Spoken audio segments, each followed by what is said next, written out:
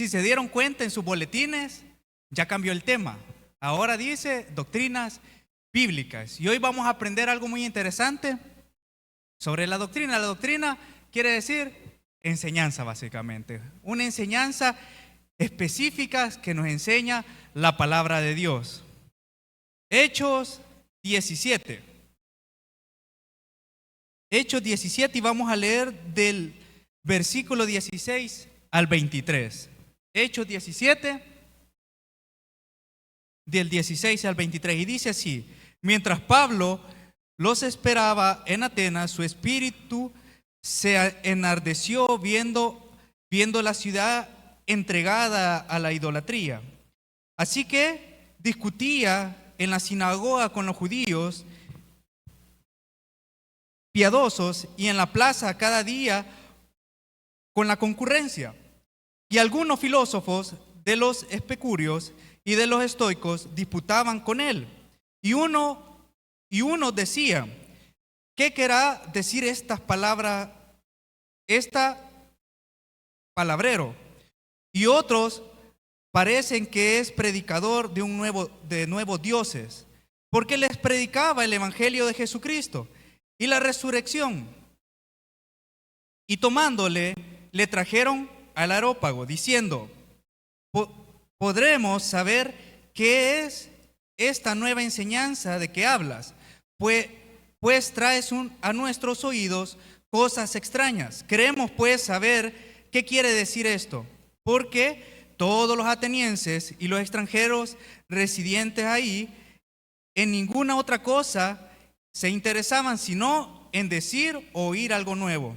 22. Entonces Pablo, puesto en pie en medio del Areópago, dijo: varones atenienses, en todo observo que sois muy religiosos, porque pasando y mirando vuestro santuario hallé también un altar en el cual estaba una inscripción: al Dios no conocido, al que vosotros adoráis, pues sin conocerles. Es a quien yo os anuncio. Oramos, decimos: Dios, gracias por la bendición que tú nos regalas de poder, Señor, abrir tu palabra, Dios, poderla, Señor, leerla, Señor, estudiarla, Señor. Dios, quiero pedir que tu Espíritu Santo pueda poner en cada uno de nuestros corazones, Señor, la enseñanza que tú quieres para nuestra vida, Señor. Y que lo que oigamos, Señor, lo podamos poner, Señor, también en práctica, Señor. Gracias porque eres bueno, Señor, y en tu nombre oro, Señor Jesús. Amén y amén. Nos encontramos dentro de las doctrinas bíblicas. Una serie se le conoce a la gente que estudia la palabra como las doctrinas sistemáticas. Y esto uno lo agarra y lo empieza a poner desde Dios el Padre, cómo Él se manifiesta, sus características. Luego va Dios el Hijo, que es Cristo. Luego va el Espíritu Santo, y así se desarrollan muchas doctrinas dentro de un estudio sistemático dentro de la palabra del Señor. Pero en esta mañana solo vamos a ver algo muy interesante cerca de aquel que nos salvó a nosotros. ¿Que quién es? Cristo, Jesús. Entonces esta mañana vamos a ver algo sobre esto, algo sobre la cristología o la doctrina del Hijo. Y es muy interesante.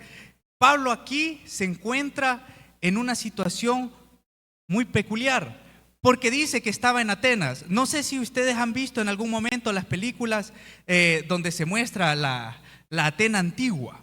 Y ustedes miran que ahí hay unos grandes filósofos. Los que estudian un poquito más, ustedes van a entender, los que llegan a la universidad, llega un momento que les enseñan sobre ciertos filósofos de la historia. ¿Y quiénes eran estos? Ahí vemos a Aristóteles, vemos a Platón, gente que era ateniense, gente que era muy dada a la enseñanza. Y entonces Pablo se encuentra en un momento especial. De repente, él predicando, dice, hablando en las sinagogas, lo empezaron a escuchar los atenienses también. Y empezaron a decir: hey, ¿y esta nueva enseñanza de qué trata? Dice que lo llevaron al Areópago. El Areópago es un tipo de estadio que ve hacia arriba, donde gente muy pensante se sentaba a escuchar las nuevas enseñanzas. ¿Y de quién estaba hablando? De Cristo. Pero me llama la atención en este que él viene y toma algo de la cultura de ellos. Y dice, andando por sus calles, yo vi que había un altar, que un altar decía al Dios no conocido. Pablo muy astutamente dice, de aquí me voy a agarrar, dice, porque yo estoy predicando de Dios, estoy predicando de Jesús. Entonces, para ir aterrizando en los puntos que quiero que estudiemos, porque hoy vamos a leer la Biblia, hermano. No es un estudio por completo, pero vamos a indagar sobre aquel en quien hemos creído. Saben que muchas veces yo tiendo a preguntar mucho, y tanto en mi trabajo como en otros lugares a mí me gusta conocer primero cómo la gente conoció de Jesús. Casi siempre les pregunto, ¿cómo conociste a Jesús? ¿Cómo llegaste a los pies? Y de ahí les hago otra pregunta. ¿Quién es Jesús para ti? Entonces yo les pregunto, hermanos, ¿quién es Jesús para ustedes? Quiero que lo piensen un momento. ¿Quién es Jesús para ustedes? Después que ustedes lo hayan pensado, quiero que lo analicen y digan, ¿de dónde viene esto? ¿Viene de lo que he leído en la palabra? ¿O viene de lo que he escuchado y lo que me han enseñado la tradición? Porque muchas veces a nosotros se nos olvida en realidad en quién hemos creído. Muchas veces pasamos de largo en pensar quién es Jesús para nosotros. Y muchas veces lo tomamos Jesús como un amuleto. Jesús como, no sé, tal vez como algún precepto nada más. O como ya religiosamente lo decimos, el que me salvó. Pero en realidad entendemos quién es Jesús. Nos llamamos cristianos. Entendería que todos aquí, si yo les pregunto quién es Jesús, me van a responder bíblicamente, ¿o no? Si yo vengo y les pregunto, hermanos, en su Biblia, díganme un versículo que diga dónde Jesús dice que es Dios. Y uno puede empezar a pensar versículos, pero muchas veces cuando nos encontramos en esas circunstancias, nunca damos una respuesta certera. Muchas veces damos respuestas como los futbolistas. No sé si se han dado cuenta. Los futbolistas cuando los entrevistan hay algo muy peculiar porque les preguntan, ¿por qué perdiste el partido?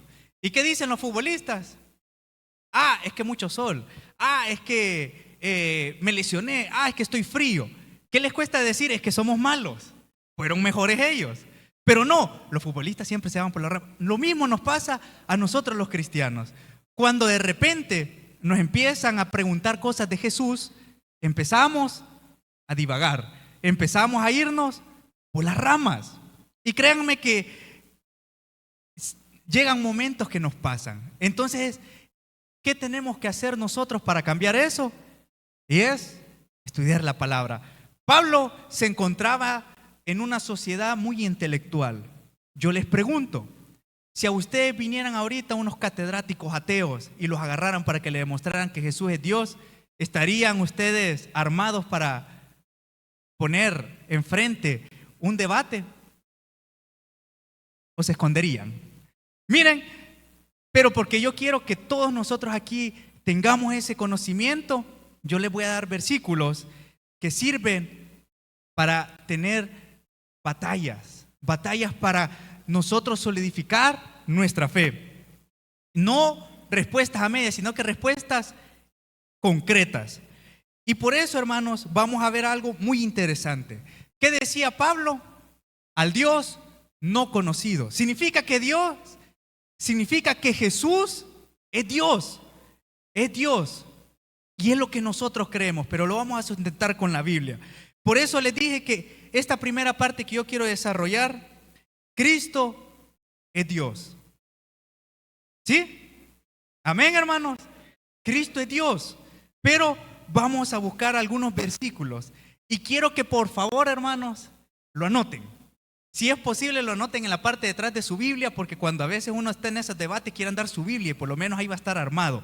Y quiero que muchas veces los pasamos desapercibido estos versículos. Y quiero que me acompañen a Juan 20, 28.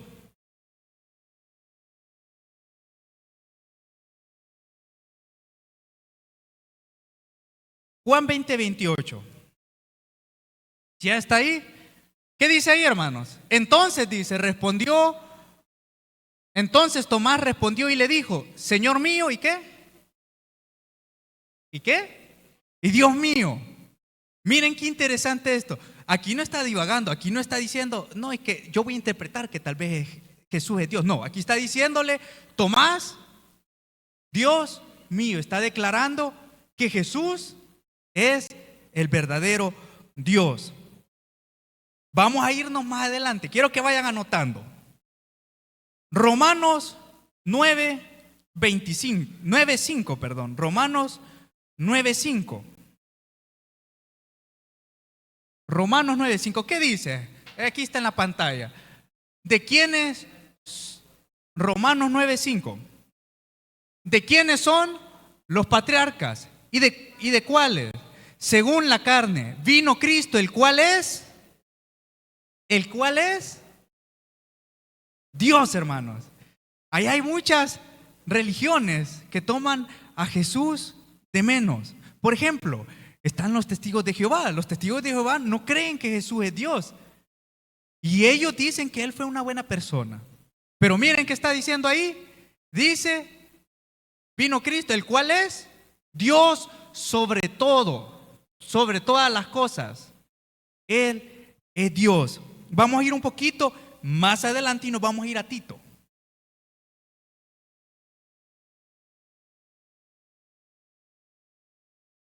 Tito 2:13. Dice así: aguardando la esperanza bienaventurada y la manifestación gloriosa de nuestro gran Dios y Salvador, Jesucristo. Les estoy dando herramientas. Créanme, hermanos, que estos versículos muchas veces los pasamos desapercibidos. Y cuando la gente nos pregunta, cuando los testigos de Jehová nos preguntan, demostrame que Jesús es Dios, entonces no encontramos los versículos. Y es muy importante nosotros tener estas herramientas. Vamos a buscar, ahora nos vamos para atrás, en 1 de Timoteo 13:16. A ver, ¿qué dice? 1 de Timoteo 13:16. Ustedes vayan anotándolo, hermano.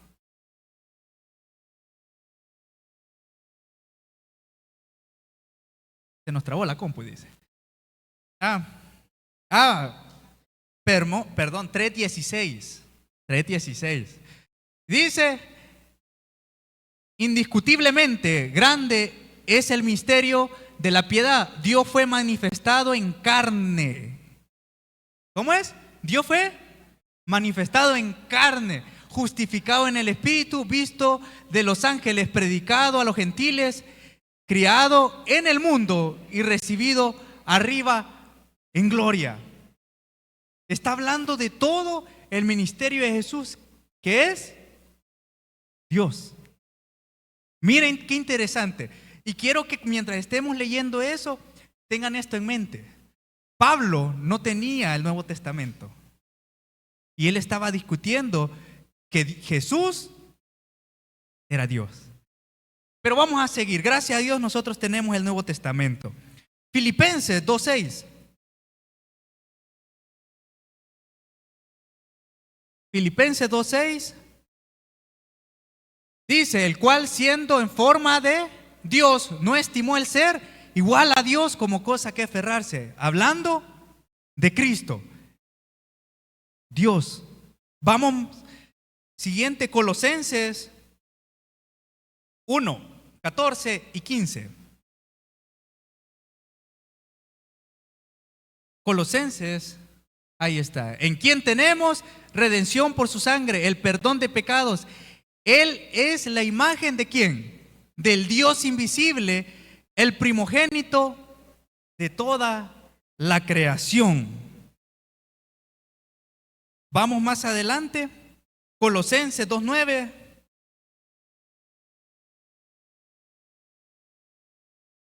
Colosenses 2:9. Nada más 2:9. Porque en él habita corporalmente toda la plenitud de la deidad. Cuando se refiere a la deidad, se está refiriendo a Dios, la deidad. Ya vamos aterrizando. 1:8, Hebreos 1:8. Hebreos 1:8. Mas del Hijo dice, tu trono, ¿qué? ¿El qué? Oh Dios, dice, por el siglo de los siglos, centro de equidad es el centro de tu reino. Hablando de Jesús. Y para terminar, Primera de Juan 5:9. Dice, si recibimos el testimonio de los hombres, mayor es el testimonio de ¿quién? ¿De quién, hermanos? De Dios, porque este es el testimonio con que Dios ha testificado acerca de su Hijo. Hermanos, estos fueron algunos versículos que dicen específicamente que Jesús es Dios. Yo les voy a dejar una tarea. Lea todo el Nuevo Testamento. Estudie el Nuevo Testamento y vaya sacando todos los versículos donde literalmente dice que Jesús es Dios. Porque créanme que les va a ayudar grandemente. Porque cuando llegan las personas a decir o a contradecir que Jesús no es Dios, uno tiene herramientas para podérselos decir.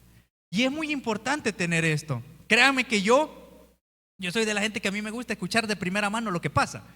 Y yo en mi casa he abierto las puertas para que entren los testigos de Jehová. Créanme que me han visitado como 1000 veces y hemos hablado como desde las 8 de la mañana hasta las 12 del mediodía. Y de repente yo solo los escucho, hablan y hablan. Y de repente, voy yo, digo yo, y empiezo nunca a atacarlos, sino que a ver sus propias ideas con la palabra de Dios. Pero yo les pregunto, ¿ustedes tendríamos la capacidad para estar en esas circunstancias? Espero que sí, hermano. Les he dado versículos para que podamos tener fuerte lucha contra ellos, porque vienen también los mormones diciendo que otras cosas, vienen otras religiones desmeritando. Y créanme, hermanos, que en el mundo completo el nombre de Dios no tiene problemas. A lo mucho con los ateos, pero de ahí todas las religiones creen en Dios, todas. Y unas tienen más de uno, tienen un montón de dioses. ¿Saben cuál es el problema del mundo? Es Jesús. Es Jesús. Porque cuando uno les dice que Jesús es Dios, ¿qué leíamos con Pablo? Y yo les invito a que lean el versículo que estábamos leyendo, donde Pablo se enfrentaba contra los atenienses. Ellos empezaron a decir, ¿y este de qué está hablando? ¿Cómo un Dios se va a hacer hombre? ¿Y cómo ese hombre, decían, va a morir? ¿Y cómo ese hombre después va a resucitar? Está loco, dice. Cuando le presentamos a la gente a Jesús, ahí es el verdadero problema. Y por eso Jesús decía, es que yo no he venido aquí para traer paz, decía, yo he venido aquí ¿para qué? Ay, hermano. Para venir a traer conflicto, hermanos. ¿Por qué? Porque el primer conflicto empieza en uno cuando llega Jesús a nuestra vida. Porque nosotros tenemos una forma de vivir y viene Jesús y dice, no, si ahora vas a ser mi hijo, vas a caminar así. Y entonces empieza una lucha con nosotros mismos. Y así empieza con el mundo, porque el mundo está feliz en sus deleites y pecados. Así nos encontrábamos nosotros también, felices en el mundo. Pero como viendo a Cristo, empieza el golpe de realidad y decimos, esto es seguir a Cristo. Esto es cambiar mi vida y entregar mi vida a Jesús. ¿Por qué? Porque dice su palabra, ya no vivo yo. Pero miren qué interesante, qué difícil es, ¿verdad? Decir esas palabras. Porque cuando uno dice, ya no vivo yo, pero cuando andas en la calle, ahí ya no vive Cristo en vos, ahí vivís vos. Y créanme, hermanos, que muchas veces yo me pongo a reflexionar en mi vida, porque cuando yo me subo a la moto, como que me transformo. Y de repente me crecen, no sé, malote, va. Y a veces he llevado a Luis, ¿verdad? He llevado a Luis en la moto, negro, me dice. Así me dice él, negro, deja de ir peleando, me dice. Porque a veces yo voy bien tranquilo y me tiran el carro y yo, y no más, y nada les cuesta tirarme el carro, va, y matarme, va. Pero muchas veces nos transformamos, hermano. Y en ese momento yo les pregunto, ¿Cristo vive en nosotros? ¿O en ese momento somos nosotros los que mandamos en nuestras vidas? ¿Qué pasa cuando nos encontramos con los compañeros de trabajo? ¿Qué pasa cuando nos encontramos con los compañeros de estudio? ¿Qué pasa cuando nos encontramos en un ambiente que no es el cristiano? ¿Sigue Cristo viviendo en nosotros o sale el hombre a mandar en la vida? Créanme, hermanos, que en nuestra boca ya no puede existir es que es mi vida. No. Desde el momento que usted se convirtió a Cristo, su vida es de Él. Así que usted no puede decir es que es mi vida y yo hago con mi vida lo que yo quiera. Ya no. Ya no. Entonces, miren qué interesante es esto, hermano. Pablo se encontraba debatiendo con gente muy intelectual sobre la deidad de Cristo, discutiendo que Jesús era Dios. Pero ahora viene algo muy interesante, hermanos. Ya les di herramientas para debatir la deidad de Cristo. Pero ahora Dios también nos quiere hablar y decirnos algo muy interesante. ¿Quién es Jesús? Es Dios. Dios, el creador de todo. Saben que muchas veces la sociedad ve a Dios como una entidad lejana al ser humano y lo ve lejos. Y entonces vienen aquellos dichos que uno dice, es que Dios a nosotros no nos quiere. Es que Dios no le interesamos. ¿Por qué? Porque nosotros empezamos a conseguir una idea de un Dios lejano, de un Dios que está muchos kilómetros allá arriba y nosotros aquí en la tierra sufrimos, padecemos enfermedades y Dios allá arriba. Y muchas veces llega a nuestras vidas ese pensamiento. Cuando nos encontramos en pruebas, cuando nos encontramos con enfermedades, cuando nos encontramos en dificultades, empezamos a ver no un Dios cercano, sino que un Dios allá, lejos. Y entonces empieza a flaquear nuestra fe. Y nos pasa así como le pasó a Job, como le pasó a Elías, que estaban, dice, dentro de una cueva y él decía que Dios me ha abandonado a mí.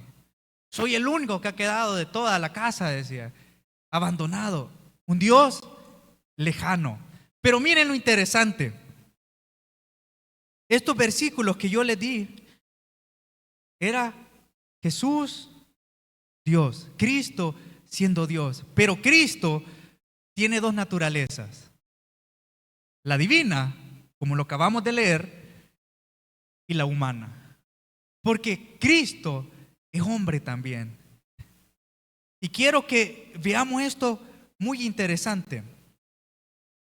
Cristo nació y los 24 de diciembre nosotros celebramos el natalicio de Jesucristo, de Jesús, y hacemos dramas y vemos cómo fue de maravilloso ese nacimiento.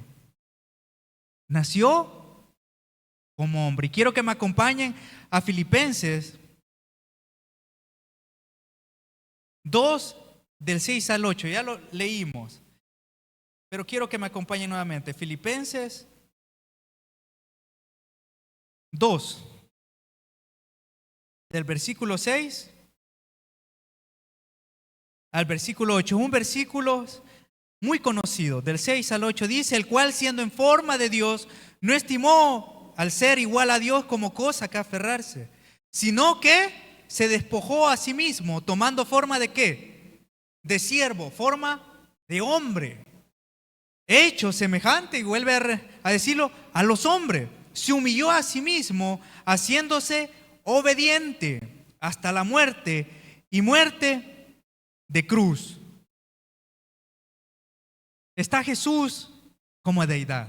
Ahora, este versículo nos está diciendo que viene Él y dice que se despojó de esa grandeza. Él sigue siendo Dios.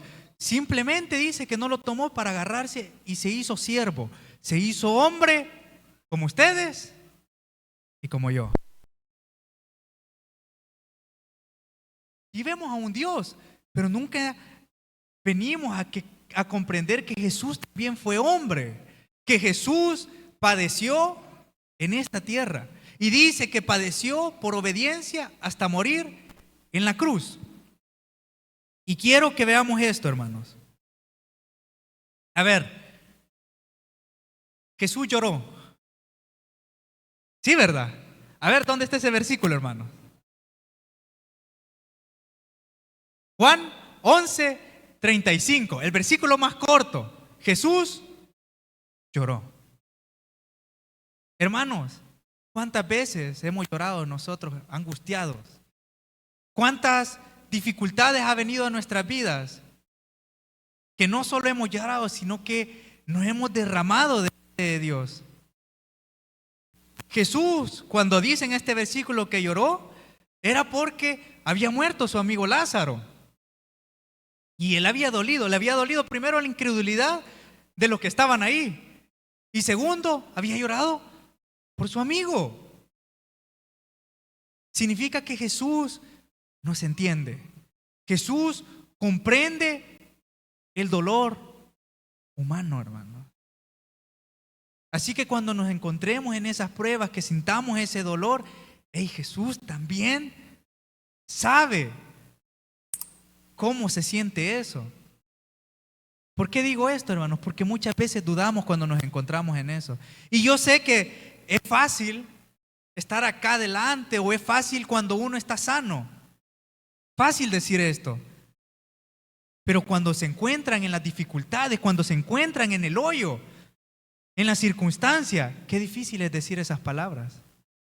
Qué difícil es seguir creyendo en aquel Jesús. Qué difícil es seguir creyendo en aquel Dios que tal vez me pueda sanar. Pero cuando uno esté en ese hoyo, hermano, créame que no ve. Ve unas paredes altas, negras, y piensa que Dios lo ha abandonado. Jesús, en ese pequeño versículo, nos demuestra que Él nos entiende. Él sabe qué es el dolor.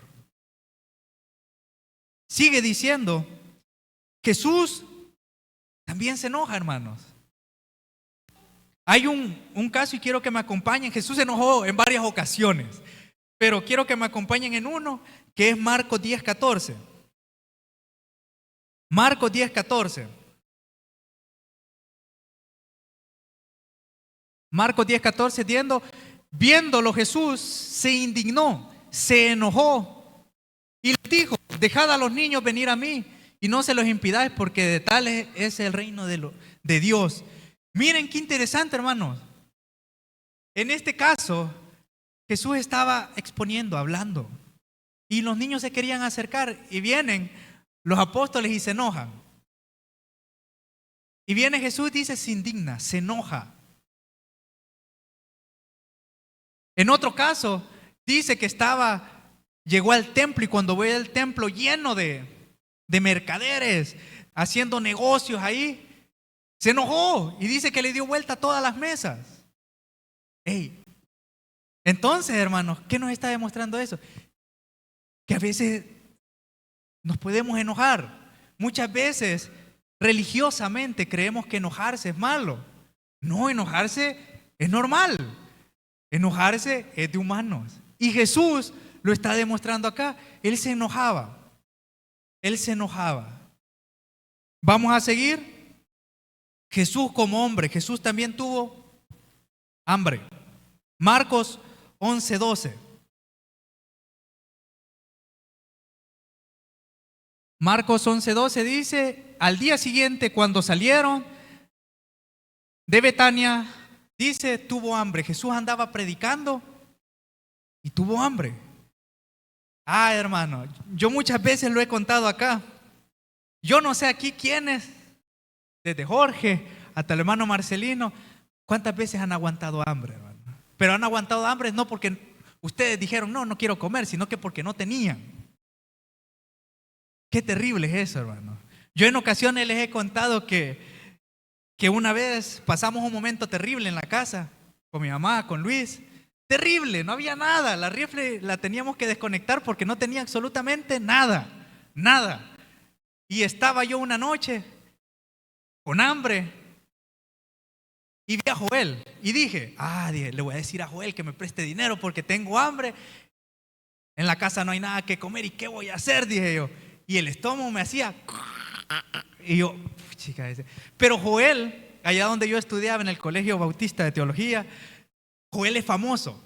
El Joel se le acercaban como que fuera el hermano Toby, le decía yo. Se le acercaba multitud de gente, hermanito, que aquí, que allá. No me le pude acercar a Joel. Y yo, puchica, bueno, me voy para la casa. Me toqué la bolsa y solo tenía 20 centavos. Bueno, dije yo, si me voy caminando de aquí al centro, agarro la 20.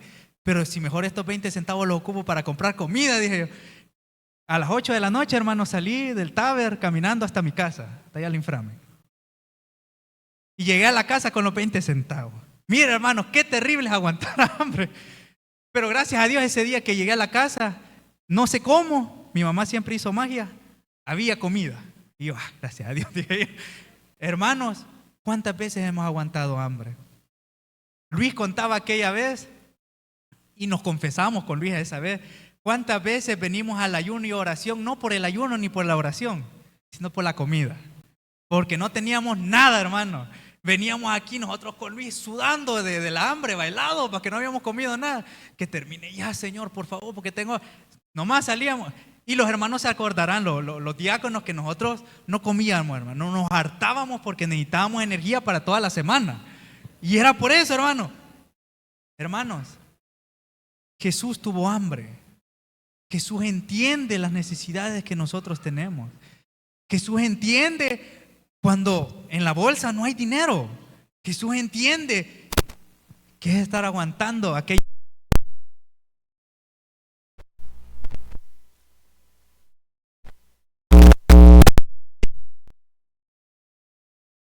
No estimó, dice, lo despojó para hacerse hombre. ¿Qué le costaba a él, siendo Dios, decir, vaya, les pongo el ejemplo, hermano, él vino y le dijo al niño, vení, y agarró panes y peces y los multiplicó? ¿Qué le costaba a él hacer eso? Pero él tuvo hambre, hermano. Significa que él nos entiende cuando pasamos momentos angustiosos. Pero sigamos viendo algo más de Jesús, de Cristo hombre. Él se cansa. Juan 4:6. Juan 4:6 dice, y estaba ahí en el pozo de Jacob. Entonces Jesús, cansado del camino, se sentó así junto al pozo, y era como a la hora sexta. Aquí está hablando aquella historia fascinante de la mujer que fue a sacar agua al pozo y se puso a hablar él. Él estaba ahí porque estaba cansado, hermano.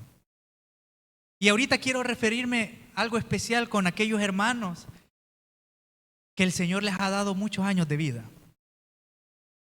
Qué difícil, me imagino yo, ¿verdad? Porque yo todavía no he llegado a esa edad. Espero primero Dios llegar a esa edad, bien vivido, casado y todo lo demás.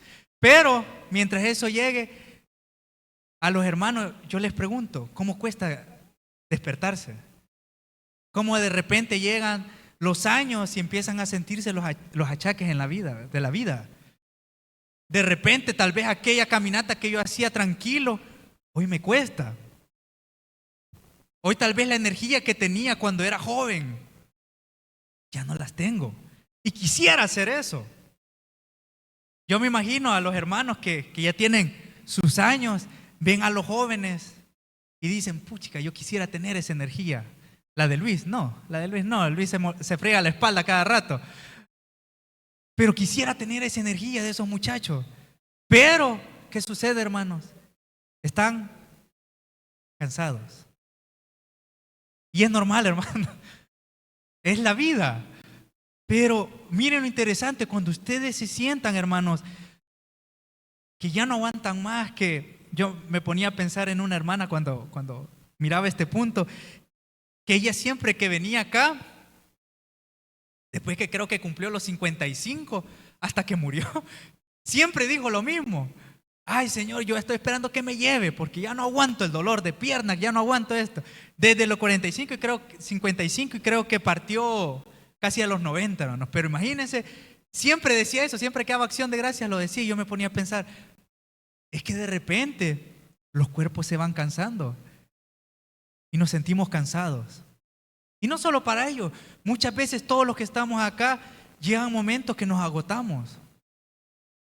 Está como aquella madre que tal vez ora por sus hijos día y noche y ve que su hijo sigue rebelde, que se cansó. Hermanos, Él nos conoce, sabe nuestros límites, sabe hasta dónde aguantamos.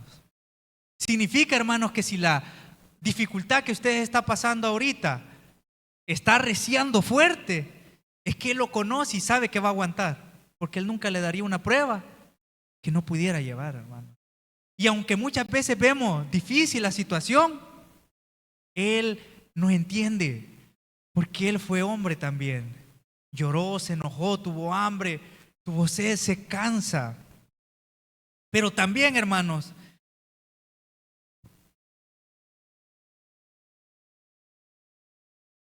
Él tenía, dice, Él comprendía las enfermedades. La Biblia, y yo no lo puedo decir tampoco, la Biblia nunca dice que Jesús se enfermó. Nunca. Pero Él comprendía a la gente que estaba enferma. ¿Por qué? Porque ¿cuántos versículos no tenemos en la Biblia donde dice que Jesús sanaba? Sanó al ciego, sanó al paralítico, sanó a la mujer de flujo de sangre, sanó a mucha gente. ¿Por qué creen que lo sanaba? Y era porque Él, aunque tal vez, porque no lo dice la Biblia, tal vez nunca se enfermó, pero Él comprendía el padecimiento humano. Hermanos, Él es Dios. Allá en el Génesis, Dios dice que creó al hombre, a la mujer. Significa que Él conoce completamente nuestro cuerpo. Dice un salmo que nuestras entrañas vieron a Dios, dice. Miren lo interesante, por eso a mí me gusta mucho ver a los recién nacidos. Me gusta verles sus ojos. Si usted se da cuenta, los recién nacidos, los ojos de ellos son nuevecitos, brillan. Hasta de colores son a veces. Ya después van cambiando y se van volviendo mortales. Se van volviendo así, ya humildes, color negrito. Ya se fueron el ojo azul, el ojo gris, se fueron. Pero yo cuando veo a un recién nacido digo, hey, este ser está nuevecito y tiene algo divino. Porque Dios lo ha visto. Las entrañas lo vieron. Es algo divino, digo yo. La vida es algo divino. Entonces, miren lo interesante. Jesús comprende los padecimientos. ¿Por qué? Porque Él es hombre y sabe los límites que tenemos nosotros. Si no, pregúntense, ¿por qué a Job no lo mató? La Biblia dice que pasó años enfermo, años. Y nunca lo sanó, hasta que Job tuvo la plática con Dios y le dijo, hasta hoy comprendo, de oída te había escuchado, le dice, hoy ya sé quién eres. Y ahí cambió todo. Jesús nos comprende. Jesús sentía miedo. Quiero que me acompañen a Marcos 14, 33, 34. Marcos 14, 33 al 34. Dice, y tomó consigo a Pedro, a Jacob y a Juan, y comenzó, ¿a qué, hermanos? A entristecerse y a angustiarse. 34. Y le dijo, mi alma está muy triste hasta la muerte. Quedaos aquí y velad, dice. Hey, Jesús tuvo miedo antes de morir. Antes que empezara todo su camino hacia la cruz, tuvo miedo. Llegó un momento, y ustedes lo pueden leer, y yo sé que lo han leído, que dice que le está orando a Dios, al Padre. Si es posible, dice, pase de mí esta copa. ¿Qué está demostrando ahí Jesús? Hey, tenía miedo. Tenía miedo. Porque sabía lo que le iba a tocar, sabía lo que iba a sufrir. Por eso dice que se estaba entristecido, dice, angustiado. Dice la Biblia que sudaba literalmente sangre. Y ya científicamente está comprobado que cuando uno pasa una angustia tan profunda, los vasos sanguíneos que hay en la piel se revientan. Entonces el sudor se combina con esos pequeños vasitos de sangre que se han reventado. Jesús tuvo miedo y hablaba con Dios y le decía, por favor, hace que pase este trago amargo. hace que pase esto. Pero ¿qué le decía después Jesús? No se haga sino la tuya, le decía. Yo le pregunto, hermano, ¿cuántas veces hemos orado así cuando nos encontramos en dificultades? Sí, es cierto, hacemos la primera parte, angustiarnos y decirle a Dios, por favor, quítame esto. Pero nunca decimos, pero que se haga tu voluntad. Hey, Jesús nos está dando una enseñanza grandísima cuando Él tuvo miedo, cuando Él se angustió. Y era que al final de todo, si a Dios le place, Dios tiene el control de todo. ¿Saben que hay una historia muy interesante que está en en Daniel? Dice que Nabucodonosor puso un edicto y ustedes han visto la historia. Pero 3 jóvenes no se inclinaron delante de la estatua del rey, sino que prefirieron no hacerle caso y dijeron, Nabucodonosor había dicho que si no se inclinaban delante de su estatua, lo iba a meter al horno de fuego. Vinieron ellos 3 y dijeron, sepa, oh rey, le dijeron, que aunque nos eches al fuego, nosotros no vamos a inclinarnos a tu estatua. Y dice, parafraseando, dice que aunque Dios no nos salve, aún así, nosotros no vamos a inclinarnos delante de Dios. ¿Qué está demostrando esto? Es como el caso de Jesús. Muchas veces nosotros tenemos una fe algo extraña y es una fe basada en nuestros aciertos. Para que me puedan entender mejor, y los jóvenes, bueno, todos pasamos por eso, pero los jóvenes lo viven ahorita más palpablemente. Muchas veces nosotros, cuando estábamos jóvenes, cuando esté joven, y buscamos tal vez a la muchacha que nos gusta, nosotros vemos, identificamos quién nos gusta y decimos, aquella bicha, sí, ya le tiré los ojos, ya le tiré la señal, digo yo. Pero ¿qué sucede? Uno de varón, y mire qué interesante, la naturaleza es así siempre. Siempre el macho se tiene que esforzar por buscar a la muchacha, los colores y todo. Pero miren lo interesante para que me entiendan el ejemplo. Uno de muchacho nunca se va a arriesgar a donde la chica a decirle que le gusta si primero la chica no le ha tirado alguna señal. Entonces muchas veces así es nuestra fe. Hasta no ver si le digo que me gusta, me va a aceptar o no me va a rechazar, porque si me rechaza no le digo nada. Pero en ese momento, hermano, se vuelve nuestra fe así. Nuestra fe, tenemos que ver algo que tal vez diga que sí para yo creer en eso. ¿O no? ¿O me equivoco, hermano? Porque muchas veces nuestra fe se basa en lo que yo quiero lograr y yo tengo que ver que se vea algo para yo creer en eso. Pero allá en Daniel, en la historia de Daniel, ellos no miraban eso, ellos no decían, no, es que yo sé que, pues sí, el rey nos va a tirar al horno, pero yo voy a estar fresco porque yo sé que nos va a salvar. Ellos no sabían que Dios los iba a salvar. Ellos decían, y aunque Dios no nos salve, no nos vamos a inclinar delante de la estatua. ¿Es nuestra fe así? Ciega. ¿O siempre tenemos que ver algo tal vez para creer? Jesús, cuando estaba sintiendo miedo, cuando estaba en esa angustia, Él sabía lo que iba. Él sabía que iba a morir. Él sabía que iba a padecer. Pero miren, Él dice, hágase tu voluntad y no la mía. Hermanos, esto es muy importante para nosotros. Nosotros tenemos que aprender que Jesús, que nuestro Dios, tiene el control de todo porque Él nos entiende en todo, nos comprende en todo. Y como les dije en un momento, muchas veces es fácil decirlo cuando uno está bien, pero cuando uno está en la circunstancia complicada, qué difícil es decir eso. Pero hermanos, confiemos en Jesús porque Él nos entiende completamente, porque Él es hombre, Él fue hombre. Y ya para ir terminando, hermanos, quiero que veamos esto último. Jesús tuvo compasión. Mateo 9:36. Jesús tuvo compasión. Y con esto quiero aterrizar en algo muy importante, hermanos. y un reto que les quiero dejar. Dice Mateo 9:36, y al ver la multitud tuvo compasión de ellas, porque estaban desamparadas y dispersas como ovejas que no tienen pastor. Tuvo compasión.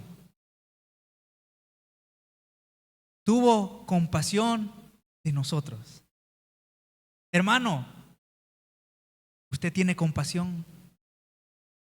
¿Tiene compasión de sus amigos? ¿Tiene compasión de sus compañeros de trabajo? ¿Tiene compasión de sus amigos de estudio? ¿Tiene compasión de sus familiares? Jesús nos entiende. Tuvo compasión de nosotros. Tuvo compasión de la multitud. Pero nosotros nos hemos vuelto duros. Y aquellas cosas que Jesús como hombre nos demostró que tenía, nosotros las empezamos a hacer a un lado. Claro, aquí solo he dado un pincelazo, porque esto es un estudio bastante extenso. Jesús como hombre amó.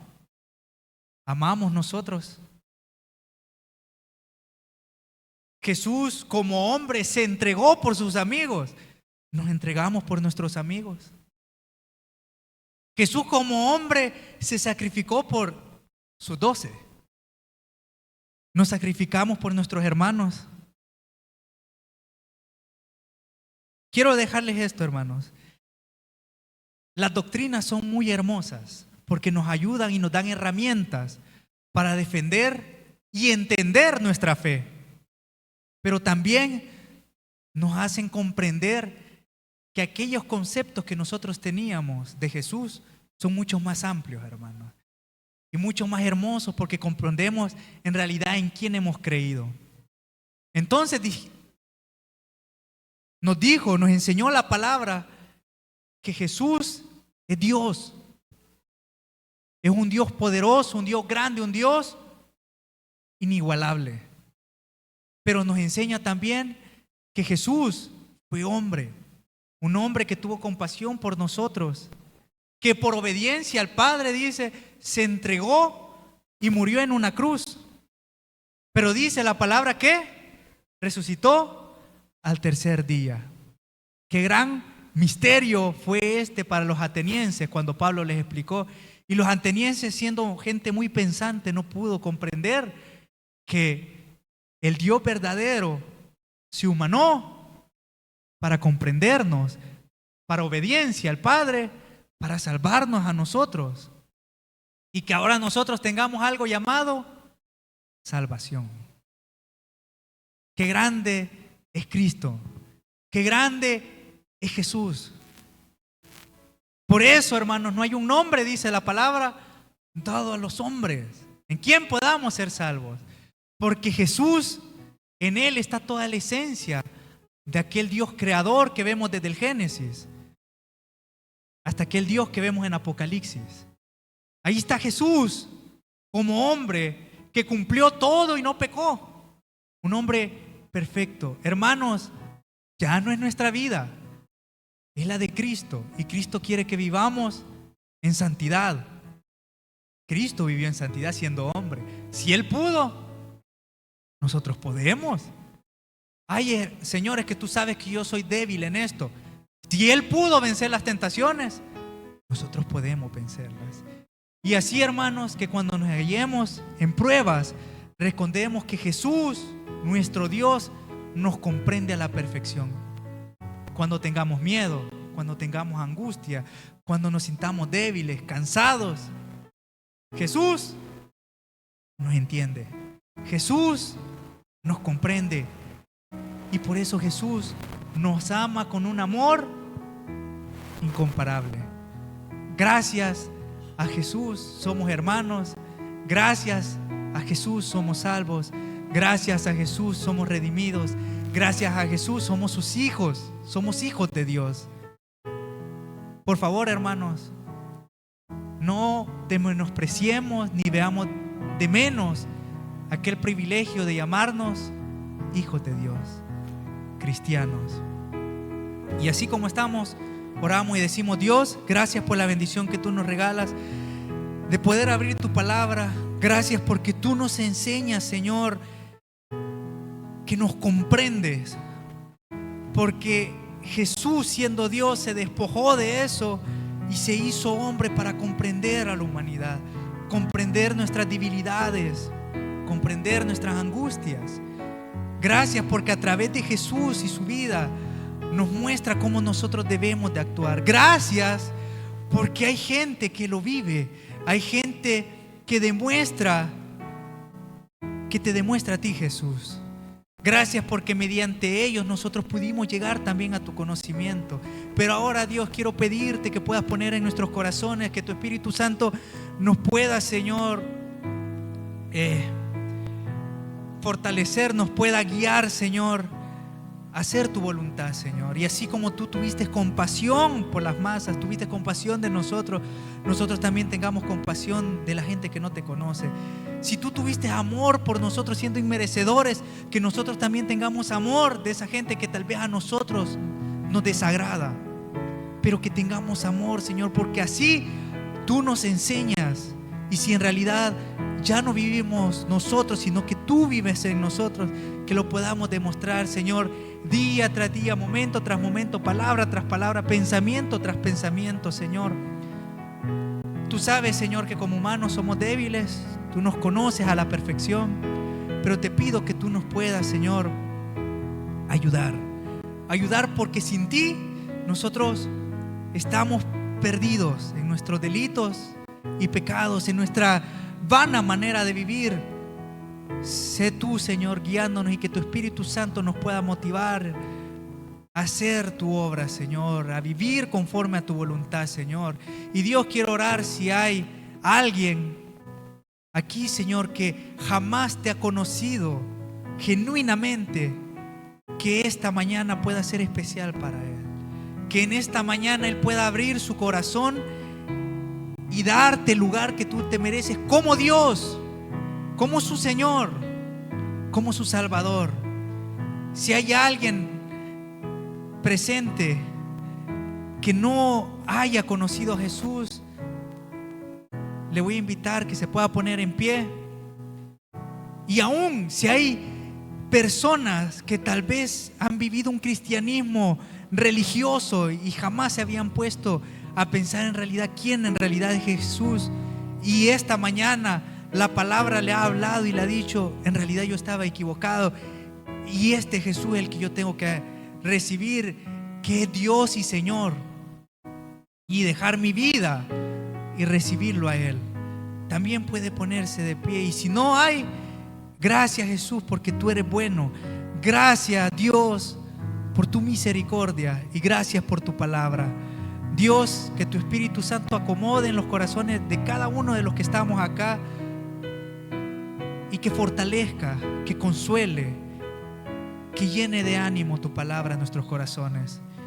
Y si hay enseñanza para ponerla en práctica, que la podamos hacer, Señor. Gracias porque eres bueno, Señor, y en tu nombre oro, Señor Jesús. Amén y amén.